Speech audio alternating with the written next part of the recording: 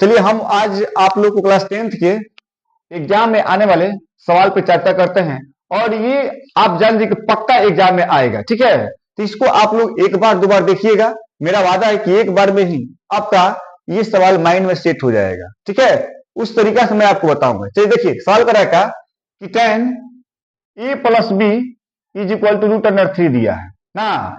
अब है कि tan a minus B theta को है बराबर 1 बटा रूट अंडर 3 दिया है।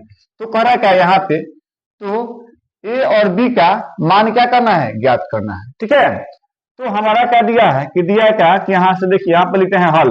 क्या लिखते हैं, हल।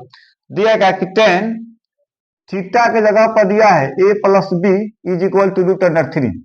अब जरा ध्यान दीजिएगा कि tan थीटा जगह पर दिया है a प्लस बी। अच्छा अब एक बार बताइए कि tan थीटा में रूट अंडर 3 किसका मान होता है, तो tan कितना का होता है, तो tan 60 का होता है। कितना का होता है जी, tan 60 का आपका होता है ना। कितना का होता है, tan 60 का। अब देखिए बराबर के दोनों साइड जब अंक रहते हैं तो शुरू में या का चिन्ह लगाते हैं ऐसे, नहीं तो हिंदी में या लिखते हैं, नहीं तो इंग्लिश में और लिखते हैं।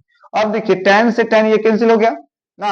अब बच गया क्या चीज, थीटा इधर, तो a plus B is equal to क्या हो जाएगा 60। इसको कान खींच के समीकरण 1 बना लेंगे इसको। ठीक है, अब चलिए अब करा क्या कि इतना बराबर इतना दे दिया है, तो फिर लिखेंगे कौन चीज कि tan थीटा पर a minus B is equal to 1 बटा रूट अंडर 3।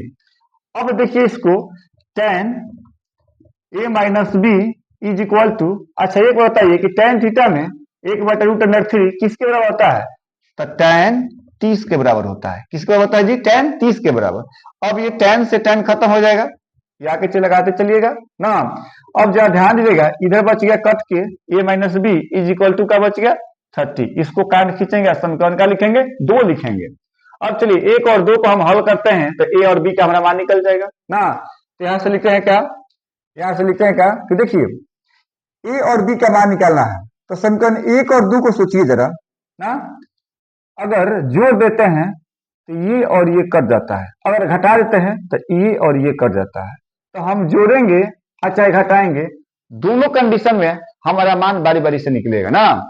तो हम क्या करते हैं कि समीकरण समीकरण 1 अब प्लस क्या करने पर, 2 करने पर, 2 करने पर देखिए समीकरण 1 का दिया है a plus B is equal to 60, दे दिया है a minus B is equal to 30। अब जरा देखिए जब हम जोड़ते हैं तो याद रखिएगा जब जोड़ते हैं ना तो चिन्ह नहीं बदलता है, और जब घटाते हैं तो क्या होता है, चिन्ह बदल जाता है। तो देखिए माइनस होता क्या जाएगा प्लस, ये प्लस होता क्या जाएगा माइनस। अब देखिए अब इसमें क्या, अच्छा जोड़ते ना जी, तो जोड़ने पर चिन्ह नहीं बदलता है ना, तो इसको हम नहीं बदलेंगे ना। चलिए तो जोड़ने पर क्या होता है, चिन्ह नहीं बदलता है। अब देखिए ये और ये दोनों कट गया, अब बच्चे कौन सी, ऊपर ये प्लस में a और फिर नीचे प्लस में a का एक मिले कितना जाएगा 2a, इधर कितना जाएगा 90, यानी 60 30 90, 2 से इसको काट देंगे तो कितना जाएगा 45। अब जरा ध्यान दीजिएगा इधर हम आपको बताते हैं कि a का मान अब आपको कितना गया जी, इधर कट उठ के 45, a का मान कितना गया 45। अब निकालना क्या चाहिए b का मान, समीकरण 1 का समीकरण 2 आपके हाथ में है, दोनों में से किसी में रखिएगा a का मान, तब ऑटोमेटिक b का मान निकल जाएगा।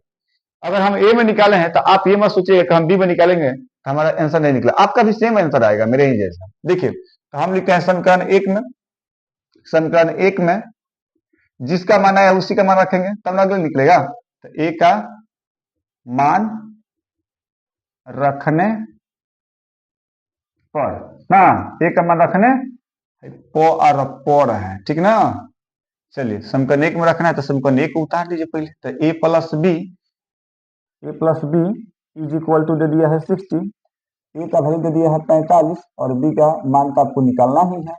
अब क्या करेंगे तो बी इज इक्वल टू का जाएगा 60 और प्लस में तक आ जाएगा माइनस में, तो बी इज इक्वल टू का आ जाएगा 60 में से 45 कटेगा तो 15 ना, एक जगह लिखेगा इसलिए ए इज इक्वल टू कितना जाएगा आपका 45 और बी इज इक्वल टू का हो जाएगा 15, ये दोनों को घेर के ऐसे ले लीजिएगा आंसर। चलिए हो गया, तो बस एकदम गारंटी है कि यही सवाल आपको एग्जाम में आएगा, एकदम इसको रट जाना है और रटना भी नहीं है आपको, तो टिपिकली इतना बता दें कि आप एक बार देख लीजिएगा दिमाग में फिट हो जाएगा। ठीक है चलिए।